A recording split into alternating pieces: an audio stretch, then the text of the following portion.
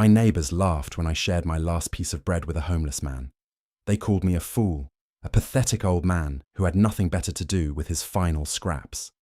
6 months later, those same neighbors stood in absolute silence as the lawyer read the will that changed everything.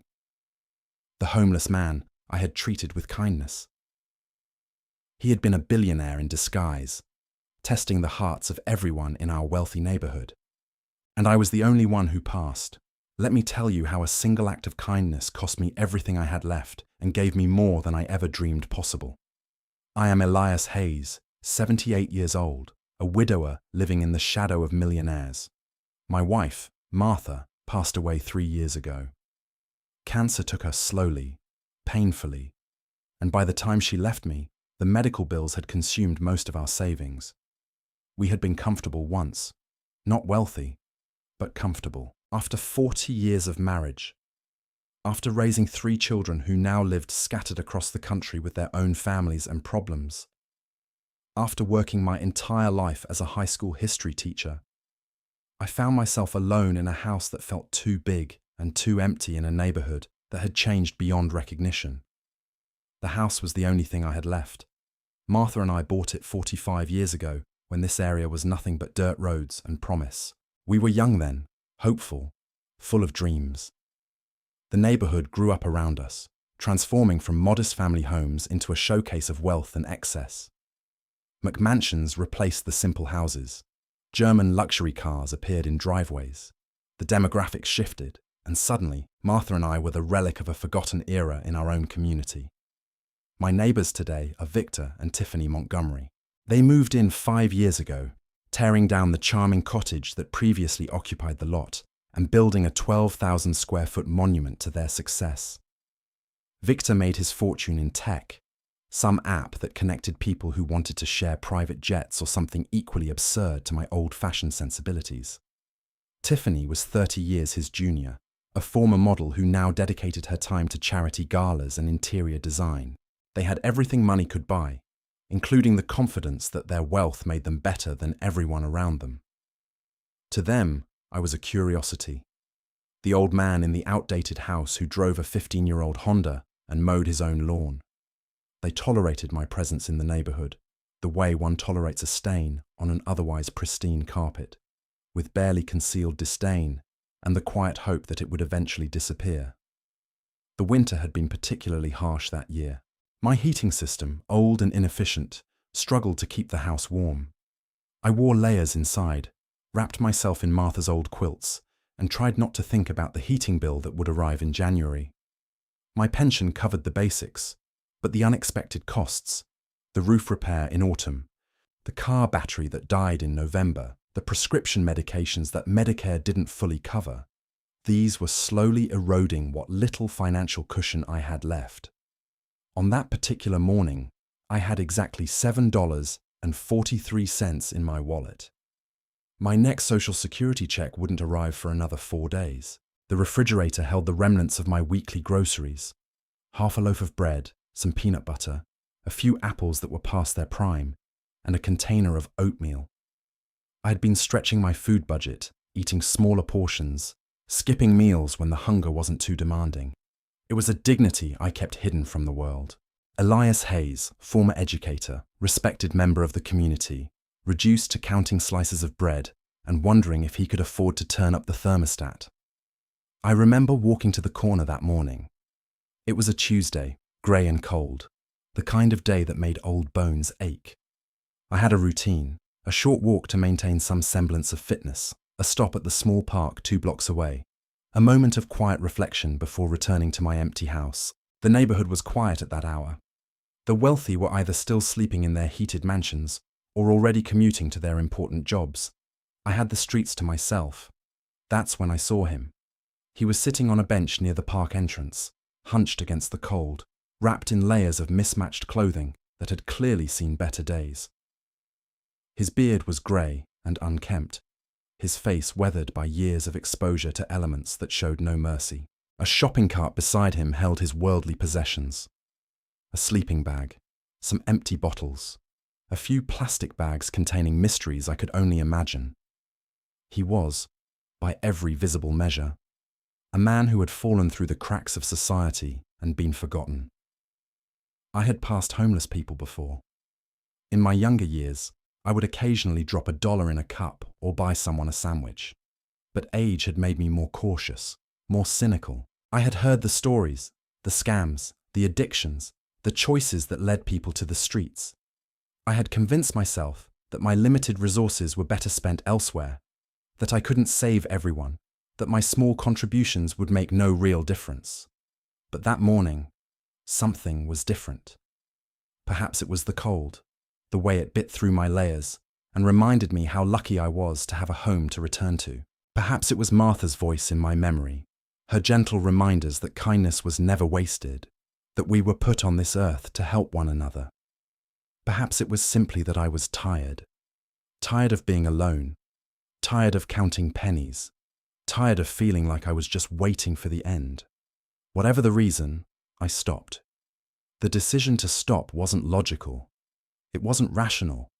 In fact, every sensible part of my brain was screaming at me to keep walking. What did I owe this stranger? What could I possibly gain from stopping?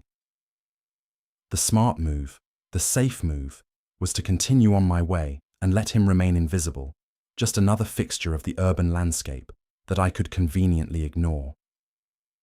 But something deeper than logic was at work that morning, something that Martha had nurtured in me over 40 years of marriage, something that teaching high school students had reinforced, something that a lifetime of small choices had built into my character without my even noticing. The man looked up as I approached. His eyes were startling, clear and blue, intelligent despite the circumstances. There was no desperate pleading in his expression, no aggressive demand, just a quiet acknowledgement that another human being had seen him. Those eyes, I've thought about them often since that day. They were the eyes of someone who had seen much, who had lived a life I couldn't imagine, who had been reduced to this, sitting on a bench in the cold, dependent on the charity of strangers. And yet, there was no self-pity in them, no resentment, just a calm, watchful patience that seemed to expect nothing and observe everything. Cold morning, I said. It was a banal opening, the kind of meaningless pleasantry that passes for conversation among strangers. But it was a start. It was an acknowledgement. He nodded slowly. They usually are, this time of year. His voice was rough, weathered by exposure and disuse, but there was an education in it, a precision of speech that belied his appearance. I found myself sitting on the bench beside him. It was impulsive, foolish perhaps. I was a 78-year-old man, alone with a stranger in an empty park. Every precaution I had developed over a lifetime of city living told me this was unwise. The news was full of stories about elderly people being victimized, about scams and violence and exploitation. I should have been more careful, but I didn't feel threatened. I felt something I hadn't felt in a long time, a connection, however slight, to another person, a recognition that we were both human beings, both struggling in our own ways, both alone in a world that seemed increasingly indifferent to individual suffering. Maybe that's what made me sit down. The loneliness, the recognition of a kindred spirit, even if our circumstances were vastly different. Martha had been gone for 3 years, and in all that time, I had rarely had a conversation with anyone that lasted more than a few minutes. The grocery store clerk who asked how I was doing but didn't wait for an answer. The neighbour who waved from across the street but never stopped to talk.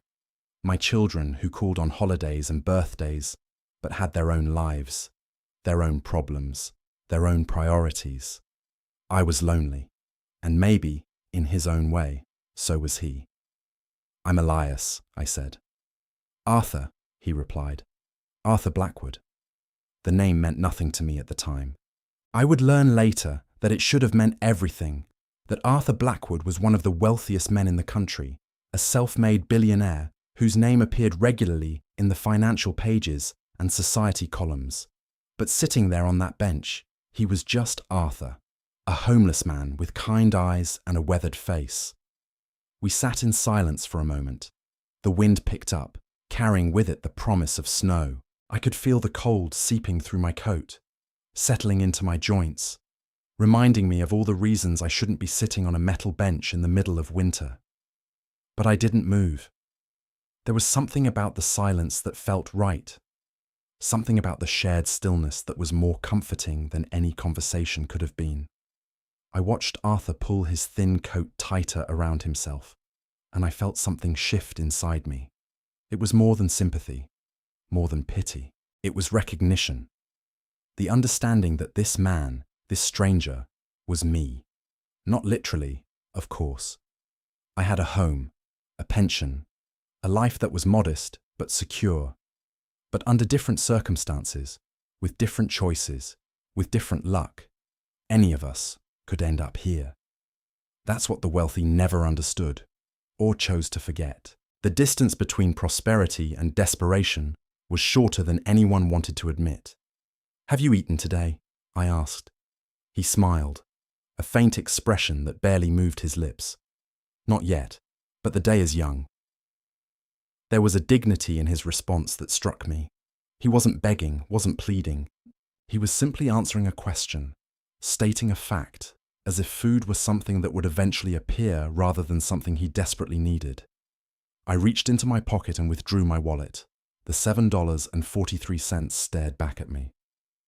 My next check was 4 days away. The half loaf of bread at home was my breakfast and lunch for the foreseeable future. Every rational part of my brain screamed that I needed to protect what little I had. But Martha's voice was louder.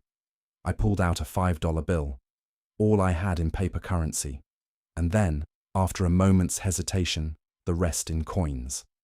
"It's not much," I said, placing the money in his weathered hands.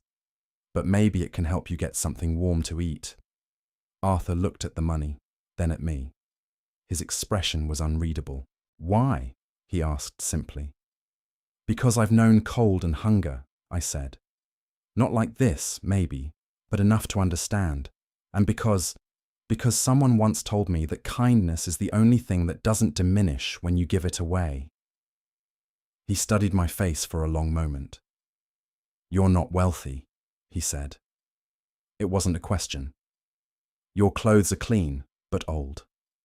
You walk like a man who has nowhere urgent to be, and yet you give a stranger everything in your wallet." I laughed, a sound that surprised me with its bitterness. "Everything is relative. I have a home. I have enough usually. Today is a bit tight, but you have less." Arthur closed his hand around the money. "Thank you, Elias. I won't forget this." "Buy something warm," I said, standing up. My knees protested the movement. "And try to find shelter before the snow comes." "I will," he said. "May your kindness return to you 1,000-fold." I walked home, feeling both lighter and heavier. Lighter because I had done something, however small, to help another person. Heavier because I had no idea how I would stretch my remaining resources until my next check arrived. The next morning, I returned to the park, half hoping to see Arthur again, half relieved when I didn't. I had nothing left to give. The bread at home was down to 3 slices. The peanut butter was almost gone. I was eating 1 small meal a day now, telling myself it was healthier, that at my age I didn't need as much food anyway. 3 days passed, then a week. I didn't see Arthur again. The park bench where we had sat remained empty, snow dusting its surface. I began to wonder if I had imagined the whole encounter, the homeless man with the intelligent eyes, the strange conversation, the feeling that I had been tested by some cosmic force I didn't understand. Meanwhile, the Montgomerys were preparing for their annual Christmas party. It was the event of the season in our neighborhood, a spectacle of wealth and influence that drew politicians, celebrities, and business leaders. They hired a catering company, a florist, a team of decorators who transformed their mansion into a winter wonderland. The preparations alone cost more than I lived on in a year. I watched from my window as luxury cars lined the street, as women in evening gowns and men in tailored suits arrived to celebrate another year of abundance. The music drifted through my walls. A live band, not a DJ. The laughter was loud and confident, the product of lives where worry was a foreign concept. The next morning, I was outside collecting my newspaper when Victor emerged from his house, looking fresh and rested despite the previous night's festivities. He spotted me and approached with the casual condescension that had become his trademark. "Elias," he said, as if testing whether he remembered my name correctly. "Did the noise bother you last night? We tried to keep it reasonable, but you know how these things get." "The noise was fine," I said. "Quite a party." "Tiffany goes all out," he said, a hint of pride in his voice. "She has a vision for these things. Next year, we're thinking of doing a theme, Cirque du Soleil or something like that. Should be spectacular." "That sounds expensive." He laughed, a short, dismissive sound. "Money well spent if it creates memories. That's what life is about, right? Creating moments that matter." He paused, studying me with an expression I couldn't quite read. "You should get out more, Elias. I'm sure there are senior activities, community events. It's not healthy to be alone so much." I felt a flash of irritation, quickly suppressed. "I appreciate the concern. I keep busy enough." "Do you?" He raised an eyebrow. "I rarely see you leave the house except for that morning walk of yours. You know, there are programs for people your age, assisted living communities, that sort of thing. Might be worth considering. This house, it's a lot for one person to maintain." The implication was clear. I was an eyesore, a reminder of the neighborhood's humble past, an obstacle to their vision of exclusive luxury. "I'm fine here," I said, my voice tight. "This is my home." Of course. I'm just thinking about your well-being." He smiled, though it didn't reach his eyes. "Enjoy your day, Elias." I watched him walk away, feeling the weight of his words settle over me like another layer of cold. He wasn't the first neighbor to suggest I move. There had been others, less direct perhaps, but equally clear. A real estate agent who stopped by just to see if I was interested in selling. A city inspector who showed up to check for code violations and found none. The message was consistent. I didn't belong here anymore. 2 weeks later, I saw Arthur again. I was returning from my morning walk when I spotted him near my house, standing on the sidewalk as if he had been waiting. He looked different, cleaner somehow, though his clothes were the same. There was a strength in his posture that I hadn't noticed before. "Elias," he said, nodding in greeting. "Arthur, I wasn't sure I'd see you again." "I wasn't sure either." He paused, glancing at my house, then at the Montgomery mansion next door. "You live here?" "For 45 years. My wife and I bought the property when this was all farmland." Big house for one man. It wasn't always just me. He nodded slowly, as if I had confirmed something he already knew. "I have a favor to ask," he said. "A small one." "Ask." "There's a cafe 2 blocks from here, on Main Street. Meet me there tomorrow, 10 in the morning. I have something I'd like to discuss with you." Before I could respond, he turned and walked away, disappearing around the corner with a purposeful stride that seemed at odds with his appearance. I almost didn't go. The Montgomerys were having their lawn treated that morning, a team of workers spraying something that made my eyes water from 50 feet away. I had planned to stay inside, away from the chemicals and the noise, but curiosity is a powerful force, and Arthur had piqued mine. The cafe was small, nearly empty at that hour. Arthur sat in a corner booth, a cup of coffee before him, untouched. He looked up as I entered and gestured for me to join him. "Thank you for coming," he said. "You made it sound important." "It is." He leaned forward, his blue eyes intense. "I'm going to tell you something, Elias, and you probably won't believe me, but I need you to listen." "I'm listening." "My name is Arthur Blackwood. I am, or was, depending on how you look at it, the founder of Blackwood Industries. Perhaps you've heard of it." I had. Blackwood Industries was a manufacturing conglomerate, one of the largest in the country. Arthur Blackwood had built it from nothing, creating a fortune that rivaled some small country's GDP. That's impossible, I said. Arthur Blackwood he's a billionaire. He lives in a penthouse in New York. He died 6 months ago. That's what the newspapers said. He smiled, but there was no humor in it. They got the death part wrong. What actually happened was a heart attack, followed by a decision. I was 79 years old, Elias. I had more money than I could ever spend, more possessions than I could ever use, and more people surrounding me who wanted something from me than I could count. My wife had passed years ago. My children saw me as an ATM with a pulse.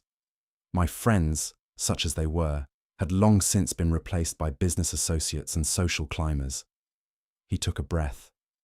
So, I decided to disappear. I faked my death. Not difficult when you have the resources to make anything happen. And then, I set out to find something real. Something genuine. Something that no amount of money could buy. You became homeless, I said slowly, trying to process his words. I became invisible. It's remarkably easy, actually. People don't look at the homeless. They look through them, around them, away from them. It's the most effective camouflage I've ever encountered. He paused. And I learned more in 6 months on the street than I did in 50 years in a boardroom. I learned who people really are when they think no one is watching. I thought about the $7.43, the half loaf of bread, the choice I had made on a cold morning in a park. You were testing people, I said. I was looking for something, a quality I had almost given up hope of finding. He reached into his pocket and withdrew a folded document. This is for you. I took it, my hands trembling. What is it? A gift, a thank you. Call it what you like. He stood up. I've arranged for my lawyer to contact you tomorrow. He'll explain everything. He paused at the door. One more thing, Elias. Your neighbors, the ones in the big house next door, I met them during my time on the street. I asked them for help one evening outside their gate. Do you know what they did? I could guess, but I shook my head. They called the police, said I was trespassing, said I was scaring their guests, had me removed from the property. He smiled grimly. I remember their faces. I remember their names. And I have very good lawyers. Then he was gone. Before we continue, I want to take a moment to ask you to subscribe to this channel if you haven't already. Stories like these take time to research and tell, and your support makes it possible to bring you more content like this. Now, back to the story. The lawyer's name was Marcus Chen. He arrived at my house the next morning in a sleek black car that looked out of place in my modest driveway. He was younger than I expected, perhaps 40, with the kind of polished confidence that came from years of handling matters that most people only read about. Mr. Hayes, he said, extending his hand, I apologize for the intrusion. I know this must be overwhelming. That's an understatement. He smiled thinly. I can imagine. May I come in? This will take some time. We sat in my living room, surrounded by Martha's things, the pictures of our children and grandchildren, the artifacts of a lifetime that now seemed somehow smaller in the context of what Chen was about to tell me. Arthur Blackwood was a client of mine for 30 years, Chen began. He was also a friend, one of the few genuine relationships I've had in this profession. He pulled out a thick folder. 6 months ago, he came to me with an unusual request. He wanted to disappear. Yes. But more than that, he wanted to, how did he put it? To strip away everything that kept him from seeing people as they truly were. He was tired, Mr. Hayes. Tired of the pretense, the politics, the endless machinations of wealth. He wanted to know if there was still good in the world. And he found it on a park bench? He found it in you. Chen opened the folder. What I'm about to tell you is confidential, but Arthur gave me permission to share it with you. During his 6 months on the street, he approached over 200 people. He asked for help, for food, for kindness. He was ignored by 187 of them. He was verbally abused by 11. He was physically threatened by 4. And he was shown genuine, selfless compassion by 1. Me. You, a 78-year-old man on a fixed income who gave a stranger everything in his wallet. Chen's expression softened. Arthur kept track, you know. He had people watching you after your encounter. He knew about the heating bills you couldn't pay. He knew about the prescription medications you were skipping. He knew you were down to your last few dollars. And still, you gave. I felt my eyes sting. It wasn't that much. It was everything you had. That's the point. Chen slid a document across the table. This is what Arthur wanted you to have. I looked down at the paper. It was a trust document, thick with legal language I barely understood. But one number jumped out at me. $2.3 billion. This can't be right. It's correct, Mr. Hayes. Arthur Blackwood's net estate, less certain charitable donations he specified, is being transferred to a trust in your name. You will receive monthly disbursements for the rest of your life, and upon your passing, the remainder will be distributed according to your wishes. I stared at him. He left me $2 billion for giving him $7 and some change.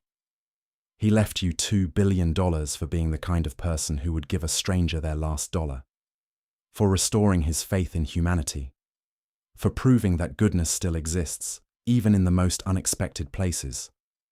Chen closed his folder. Arthur had no living heirs he cared to acknowledge. He told me that money in the wrong hands corrupts. In the right hands, it has the potential to do immeasurable good. He believed your hands were the right ones. The weeks that followed were a blur. Chen handled everything: the legal proceedings, the financial transfers, the establishment of the trust. He helped me hire a financial advisor, someone I could trust to manage wealth I had never imagined possessing. He helped me navigate the attention that came with sudden, inexplicable wealth. The media wanted to know who Elias Hayes was and why a billionaire had left him everything. I declined every interview.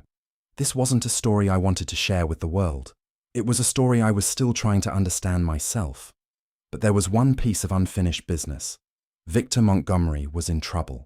I learned this not from Chen, who handled legal matters, but from the neighborhood gossip network, the lawn care crews and housekeepers who saw and heard everything. Blackwood Industries had been a major investor in Victor's company. With Arthur's death, that investment had been liquidated, part of the restructuring of his estate. But that wasn't the problem. The problem was a different investment, a different company, a Ponzi scheme that Victor had poured millions into, believing it would make him even wealthier. The scheme had collapsed. The FBI was investigating, and Victor Montgomery, who had looked at me with such condescension, was facing ruin. I heard the news on a Tuesday morning, the same day my new heating system was being installed. I could afford to keep the house at 70 degrees now. I could afford fresh groceries, new clothes, the medications I had been skipping. I could afford to live, truly live, for the first time in years, and Victor could afford nothing. I saw him later that week, standing in his driveway, staring at the mansion that would soon belong to someone else. The bank was foreclosing. The luxury cars were being repossessed. The staff had been let go. Tiffany had already left, returned to her family in Connecticut, according to the housekeeper, who had stayed long enough to share the story. Victor looked smaller somehow, deflated. The confidence that had radiated from him was gone, replaced by a hollow emptiness that I recognized from my own darkest days. I approached him slowly. He turned as I neared, and I saw a flicker of something cross his face, shame, perhaps, or resignation. "Elias," he said, "I suppose you've heard." "I've heard. Come to gloat." There was bitterness in his voice, but also exhaustion. He didn't have the energy for anger anymore. "No," I said. "I came to ask if you need anything." He laughed, a harsh sound. "What could you possibly offer me? You're the old man in the outdated house who drives a 15-year-old Honda. You're exactly what I told everyone you were, a relic, a has-been, someone who doesn't belong in this world." "Maybe not," I said, "but I still have my home. I still have my dignity, and I still have enough to share if you need it." He stared at me, his eyes searching for mockery, for pity, for something that would confirm his worldview. He found none. "Why?" he finally asked. "Because someone once told me that kindness is the only thing that doesn't diminish when you give it away." I reached into my pocket and withdrew an envelope. Inside was a check, enough to help him start over, not enough to save him from the consequences of his choices. That he would have to face himself. "Arthur Blackwood gave me this chance," I said. "Not because I deserved it, but because he saw something in me that I barely recognized in myself. I'm passing it on. Not because you deserve it, but because maybe, somewhere under all that arrogance, there's a decent person trying to get out." Victor took the envelope. His hand was shaking. "I don't understand." "You don't have to. Just be better. With whoever you meet next." I walked away, leaving him standing in the driveway of the house he was about to lose, holding a check from the neighbor he had dismissed as worthless. If you believe in second chances, if you think that kindness matters, hit that like button. It helps others find this story, and maybe, just maybe, it reminds someone out there that goodness still exists. 6 months have passed since Arthur Blackwood changed my life. I still live in the same house, though it's warmer now, better maintained. I've hired help, not to replace the things I can still do myself, but to handle the things I shouldn't have to struggle with anymore. I've donated to causes Martha cared about. I've helped my children with expenses they were too proud to mention. I've funded scholarships for students who remind me of the kids I used to teach. I've also kept my morning routine. Every day, I walk to the corner, visit the park, sit on the bench where I met Arthur. Sometimes I see people who are struggling.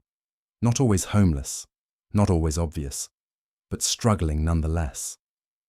I stop. I talk. I listen. And when I can, I help. Not because I expect a billionaire to leave me another fortune. Not because I want recognition or praise, but because I learned something on that cold morning. Something that no amount of money could have taught me. We are all connected. Every choice we make, every kindness we offer or withhold, ripples outward in ways we can't always see. I could have walked past Arthur. I could have held on to my $7.43, told myself I couldn't afford to be generous, justified my indifference with logic and self-preservation. Instead, I gave. And in giving, I received more than I ever imagined. Victor Montgomery sold his mansion last month. He moved into a modest apartment in the city, took a job at a startup that pays a fraction of what he used to earn. I've seen him a few times since. He doesn't avoid me anymore. He doesn't look at me with condescension. Sometimes, he almost smiles. The house next door sold to a young family, a doctor and her husband, with 2 small children who laugh in the yard and remind me of days when this neighborhood was filled with young families. They don't know my story. They don't know about Arthur or the billions or the check I gave Victor. They just know me as the friendly old man who waves when they pass by. That's enough, more than enough. Not long ago, I received a letter. It was forwarded through Chen's office, sent from an address I didn't recognize. The handwriting was familiar. "Dear Elias," it began. "I'm writing this from a place far from where we met. I won't tell you where. Some mysteries are better left unsolved. But I wanted you to know that I am well. More than well, I am at peace. For the first time in my life, I feel like I have actually lived. You gave me something priceless, Elias, not the money. That was never really mine to begin with. You gave me proof that goodness exists, that people can be kind without expecting anything in return, that there is still hope for a world that often seems hopeless. I have no way to repay you for that.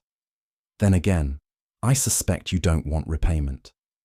You want what I want, for kindness to spread, for goodness to multiply, for each of us to leave this world a little better than we found it. So here is my final request. Keep giving, not just money, though you have plenty of that now. Give your time, your attention, your compassion. Give to the people who need it most, especially when they have nothing to offer in return. That's how we change the world. One choice at a time. With gratitude and hope, Arthur, I keep the letter in my wallet, right next to my new library card, and the photograph of Martha that I've carried for 45 years. It reminds me of who I was, who I've become, and who I still want to be. There's something else I haven't told you. Something that happened in those weeks between Arthur's revelation and the final settlement of his estate. I mentioned that Arthur had encountered over 200 people during his time on the streets. Marcus Chen, the lawyer, shared some of those stories with me. Each one was a small window into the human condition. The good, the bad, the indifferent. There was the young woman in the business district who bought Arthur a coffee and sat with him for 20 minutes, listening to his fabricated stories about how he ended up homeless. She was running late for an important meeting, she told him, but some things mattered more than punctuality. Her name was Sarah. She worked at a non-profit that helped homeless veterans find housing. Arthur left her $1 million in his will, anonymously donated through a foundation that Chen established. There was the teenager who saw Arthur sitting outside a fast food restaurant and came out with a burger and fries, refusing to accept anything in return. "My mum always says you never know when you might need help yourself," the boy said. His name was Marcus. He was 16, working a part-time job at the restaurant, saving for college. Arthur paid for his entire education, 4 years at a prestigious university, plus graduate school if Marcus chose to attend. There was the elderly couple who invited Arthur into their small apartment during a particularly brutal cold snap, offering him their couch and a hot meal. They had almost nothing themselves, a fixed income, a tiny space filled with memories of children grown and gone. But they shared what they had. Arthur ensured they would never have to worry about money again. And then there were the others, the ones who looked away, the ones who crossed the street to avoid him, the ones who complained to business owners about his presence, who called the police when he lingered too long in one place, the ones who saw him not as a human being, but as a problem to be managed, an eyesore to be removed. Victor and Tiffany Montgomery fell into that last category. Chen told me about the night Arthur approached them. It was outside the gates of their mansion, during a party. Not the Christmas extravaganza, but an earlier event, something celebrating Victor's company's latest funding round. Arthur had positioned himself near the entrance, watching the guests arrive in their designer clothes and luxury cars. When he approached the couple, asking for help, for just a few dollars to get something to eat, Tiffany had recoiled as if he were contaminated. Her hand had gone to her purse, not to retrieve money, but to check that it was still secure. Victor had stepped forward, positioning himself between Arthur and his wife. "You need to leave," Victor had said. His voice was calm, controlled, but there was steel beneath it. "Please," Arthur had said. "Just enough for a meal. I haven't eaten in 2 days." "There are shelters for that," Victor had replied. "This is a private residence. You're trespassing." When Arthur didn't move immediately, Victor had pulled out his phone. "I'm calling the police. You have 30 seconds. Arthur had walked away, but he remembered. He always remembered. I thought about that night a lot in the weeks that followed. I thought about my own interaction with Arthur, how different it had been, how instinctive. I hadn't hesitated. I hadn't calculated whether I could afford to help. I had simply helped. Was that kindness? Or was it something else?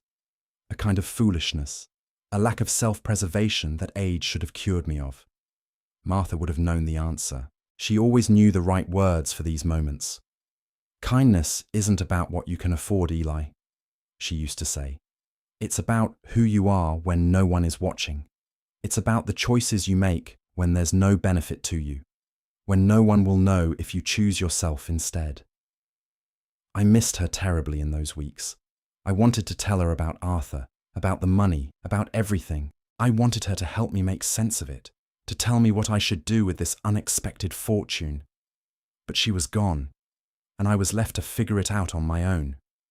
The meeting with the Montgomery's creditors happened on a rainy Tuesday in March. I wasn't supposed to be there. It was a private proceeding. lawyers and bankers in a conference room at a downtown law firm. But Chen had connections, and I had curiosity. I wanted to understand. I wanted to see, up close, what happened when the facade crumbled. Victor was there, of course. He looked older than when I had last seen him, thinner. His suit was expensive but wrinkled, as if he had been wearing it for days. His lawyer sat beside him, a young man with nervous eyes who kept glancing at his phone. The proceedings were dry, technical, numbers and dates, obligations and defaults. But the human cost was evident in every word. Victor had built an empire on leverage, borrowing against future profits that never materialized. When the Ponzi scheme he had invested in collapsed, the house of cards came down with it. "How much?" I asked Chen quietly, during a break in the proceedings. "Personal guarantees, business loans, credit lines, somewhere in the neighborhood of $40 million, Chen replied. "The house, the cars, the art collection, it will all be liquidated. He'll be lucky to walk away with anything." "And Tiffany? She filed for divorce last month. She's claiming she had no knowledge of the financial improprieties. Whether that's true or not, she'll probably come out okay. Her family has money." I nodded slowly. It should have felt like justice. These people who had looked down on me, dismissed me as worthless, now facing the consequences of their choices. But it didn't feel like justice. It felt like tragedy. Later that afternoon, after the proceedings had concluded, I found Victor standing alone in the building's lobby, staring out at the rain-slicked street. His lawyer was gone, probably off to deliver more bad news to other clients. Victor was truly alone. I approached him. He didn't turn, didn't acknowledge my presence until I was standing right beside him. "Come to gloat?" he asked. His voice was hollow. "No." "Then what? What could you possibly want?" "I wanted to understand," I said. "Why you did it? Why any of it?" He laughed, a bitter sound. "You wouldn't understand. Try me." He was silent for a long moment. Then, unexpectedly, he began to talk. "I grew up with nothing," he said. "Not poor, exactly, but close enough. Hand-me-down clothes, free school lunches, the constant awareness that we were one paycheck away from disaster. I promised myself I would never feel that way again. I would have everything, the house, the car, the life that proved I had made it. And you did. I did. But it was never enough. There was always someone with more, someone whose success made mine look small. So I took risks. I invested in things I didn't fully understand.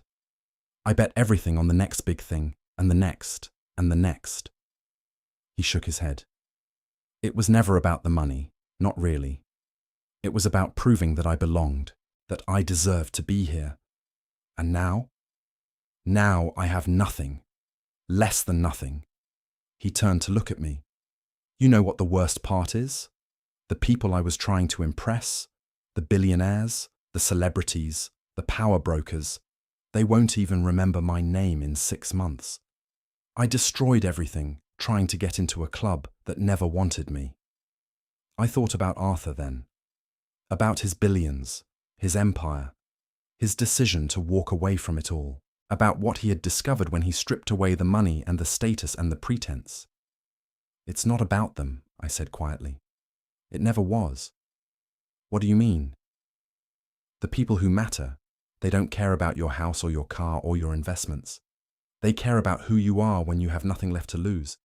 They care about what you do when no one is watching." Victor stared at me.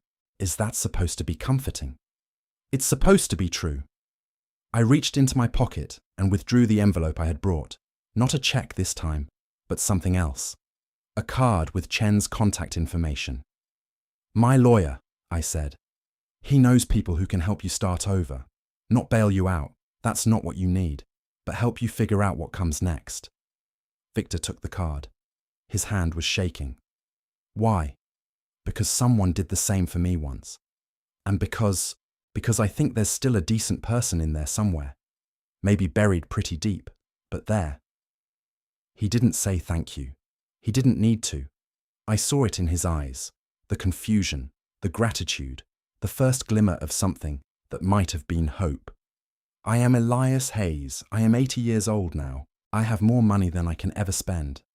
But I still clip coupons, still turn off lights when I leave a room, still appreciate the simple pleasures of a good book and a warm cup of tea. And every morning, I walk to the park, sit on the bench where a homeless man taught me the true meaning of wealth, and look for opportunities to pass on the gift I was given. Because kindness is the only thing that doesn't diminish when you give it away. It grows. It spreads. It comes back to you in ways you never expect, from directions you never anticipated, through people you might never see again. My neighbours laughed when I shared my last piece of bread with a homeless man. They called me a fool. But sometimes foolishness is just another word for faith. Faith that goodness matters. Faith that people are worth believing in. Faith that a single act of kindness can change everything. I still have that faith, and I hope, after hearing this story, you do too. If this story touched your heart, if it reminded you of the power of kindness, share it with someone who needs to hear it. You never know whose life you might change, or how that change might one day come back to you. Thank you for listening, and remember, every kindness matters, every single one. A postscript for those who stayed until the end. 3 months after I gave Victor Marcus Chen's card, I received a letter. It wasn't from Arthur this time, it was from Victor. The letter was brief, almost formal. Mr. Hayes, I've taken a position at a small software company. Nothing glamorous, just honest work for honest pay. I sold the mansion, settled what debts I could, and moved into a 1-bedroom apartment in a neighborhood that reminds me of where I grew up. I wanted to hate you. After everything, the humiliation, the loss, the slow dismantling of the life I had built, I wanted to blame someone, and you were an easy target. The old man next door who somehow ended up with everything I had tried so hard to achieve. But I couldn't, because every time I started to feel sorry for myself, I remembered that morning on the park bench. I remembered the way you sat down next to a stranger, treated him like a human being, gave him everything you had, not because you expected something in return, not because you were trying to prove anything, just because it was who you are. I don't know if I'll ever be that kind of person, but I'm trying. That's all I can say. I'm trying. Thank you for the card. Thank you for the second chance. Victor Montgomery. I read the letter twice, then tucked it into the drawer with Arthur's letter and all the other correspondence I had accumulated over the past year. A small archive of second chances, of lives intersecting and diverging, of choices made and consequences faced. That's the thing about kindness, you see. It doesn't end with the act itself. It ripples outward, touching lives you may never know about, changing trajectories in ways you can't predict. I gave Arthur $7.43. He gave me $2 billion. I gave Victor a second chance. Who knows what he'll give? Or to whom? The chain continues. It always continues. And it started with bread. A piece of bread shared on a cold morning, offered without expectation or reservation.